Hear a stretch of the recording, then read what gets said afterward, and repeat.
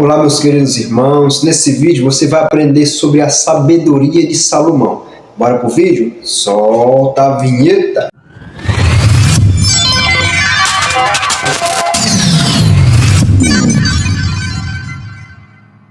Em 1 Reis, capítulo 3 e 2 Crônicas, capítulo 1, lemos o registro do sonho que o rei Salomão teve, onde o Senhor lhe apareceu e lhe perguntou o que ele mais desejava receber.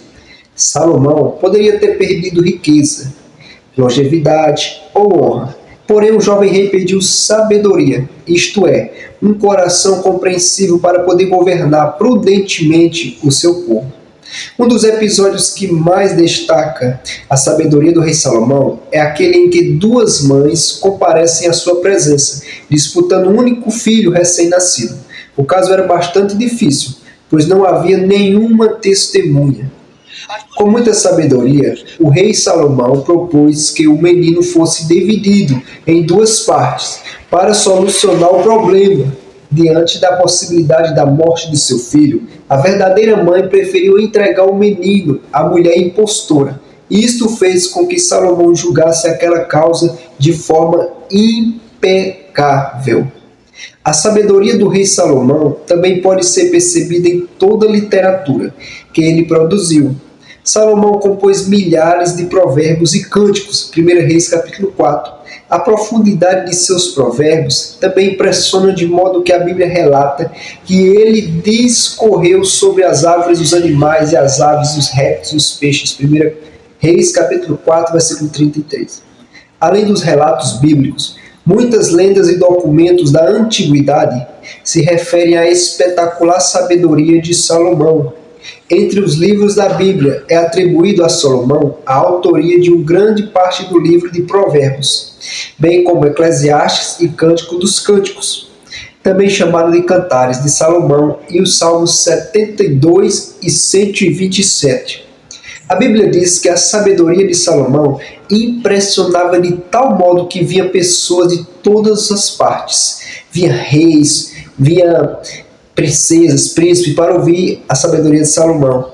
Uma dessas visitas foi feita pela rainha de Sabá, que veio dos confins da terra para poder ouvir pessoalmente a sabedoria do rei Salomão. Mateus capítulo 12, versículo 42. A rainha de Sabá fez muitas perguntas e enigmas, mas Salomão, meu querido, respondeu de forma inteligente todos os questionamentos feitos por ela, deixando-a completamente impressionada. Está escrito no 1 Reis capítulo 10. Na ocasião, a rainha de Sabá presenteou o rei Salomão com muitos presentes, além de 120 talentos de ouro. 1 Reis capítulo 10, versículo 8 ao 10. Apesar de toda a sabedoria que tinha o rei Salomão, tomou atitudes que lhe trouxeram problemas, dentre as quais podemos destacar algumas aqui. Primeiro, o trabalho forçado, a qual submeteu o seu povo.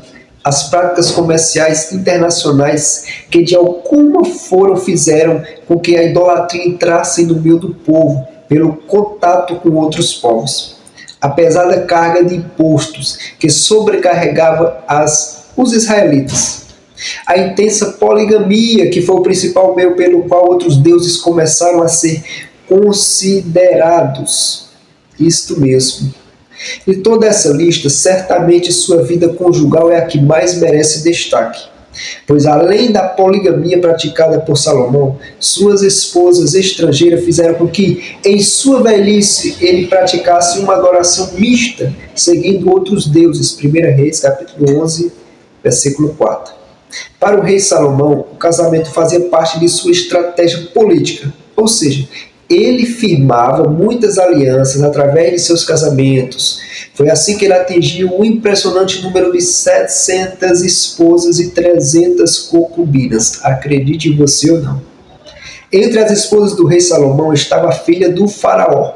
E por ocasião dessa união, o faraó do Egito lhe deu como um presente a cidade de Gezer. 1 Reis capítulo 9, versículo 16. Algumas tradições árabes, judaicas e etíopes sugerem que Salomão também teve um relacionamento amoroso com a rainha de Sabá, tendo até mesmo nascido filho desse envolvimento, Menelque.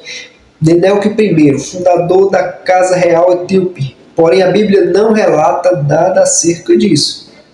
o grave pecado do rei Salomão ao afrontar a adoração monoteísta em Israel, quando começou a seguir outros deuses para satisfazer suas esposas estrangeiras. Não poderia ficar impune, tal comportamento foi reprovado pelo Senhor, que por sua misericórdia e amor a Davi, suspendeu seu julgamento total durante o período da vida de Salomão. Ou seja, não lhe tirou o reino, mas após a morte, o castigo foi derramado e o reino foi tirado de seu filho, na ocasião em que o reino de Israel foi dividido. Talvez essa foi uma das coisas mais tristes que aconteceu para Israel, ter um reino dividido, porque isso enfraqueceu Israel para que os outros reinos pudessem assim lutar contra Israel. Por isso não adianta ter uma sabedoria grande sem o temor do Senhor, porque o princípio da sabedoria é o temor do Senhor.